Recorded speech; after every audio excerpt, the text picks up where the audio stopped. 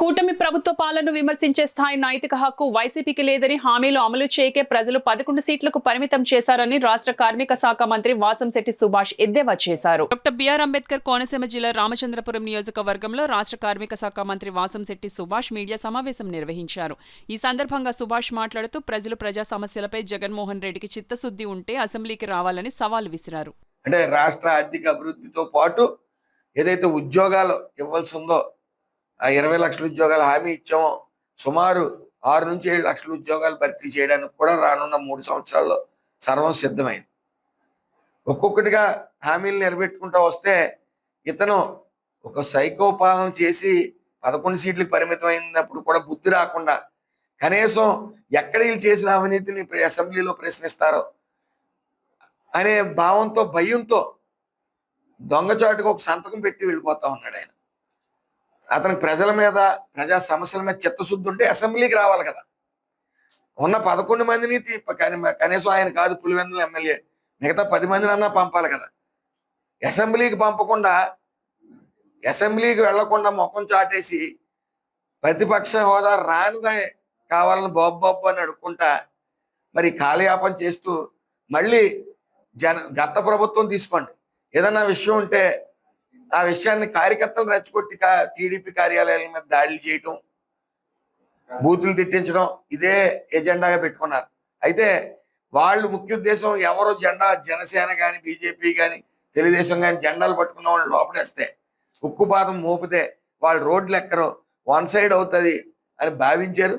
వాళ్ళు అనుకున్నట్టే one side అయింది, అటుపక్క వన్ సైడ్ అయింది కాబట్టి మా పక్క వన్ సైడ్ అయింది కాబట్టి వాళ్ళు ఖాళీగా కూర్చున్నారు. అలాగే మన మోడీ గారు అమరావతి పునఃప్రారంభానికి వచ్చినప్పుడు కూడా 5 లక్షల మందితో చేసాం, ఎక్కడ చిన్న అపశృతి అనేది జరగలే. కాబట్టి మేము ఇప్పుడు భద్రతకి ప్రాముఖ్యత ఇస్తూ టెక్నాలజీని పూర్తిగా వాడుకుంటూ ఎక్కడ ఏ అపశృతి జరగకుండా ముందుకెళ్తా ఉన్నాం. ఏదైతే యోగాంధ్రలో Guinness book of world record చేస్తూ 3 లక్షలు దాటి 5 లక్షల వరకు వచ్చినప్పుడు ఎక్కడ చిన్న అపశృతి జరగకుండా చిన్న ఇన్సిడెంట్ కూడా జరగకుండా అందరూ భద్రతగా ఇంటికి వెళ్ళారు. అదే స్ఫూర్తితో 100% కూడా ఈ పుష్కరాలను కూడా అత్యంత ప్రతిష్టాత్మకంగా తీసుకుని ఎక్కడ చిన్న ఇన్సిడెంట్ లేకుండా జరపడానికి సర్వం సిద్ధమైంది. అలాగే 12 మంది కమిటీలో నేను ఒక మెంబర్ని రానున్న నెలలో మీటింగ్ కూడా వేయడం జరుగుతుంది. ఈ ఎట్టి పరిస్థితిలో ఏ చిన్న అపశృతి కూడా జరగకుండా ముందుకు తీసుకెళ్తాం. ఇదండి నెక్స్ట్ ఇయర్ బడ్జెట్ లో సెంట్రల్ గవర్నమెంట్ ఫండ్స్ రావాలి. ఆల్రెడీ డిపిఆర్ కూడా తయారు చేయడం జరిగింది. దాని విషయం దాంట్లో ప్రత్యేకించి హరీష్ గారు నేను శ్రద్ధ పెట్టడం జరిగింది. ఎట్టి పరిస్థితుల్లో కోటిపల్లి రైల్వే బ్రిడ్జ్ పూర్తి చేసుకుంటాం.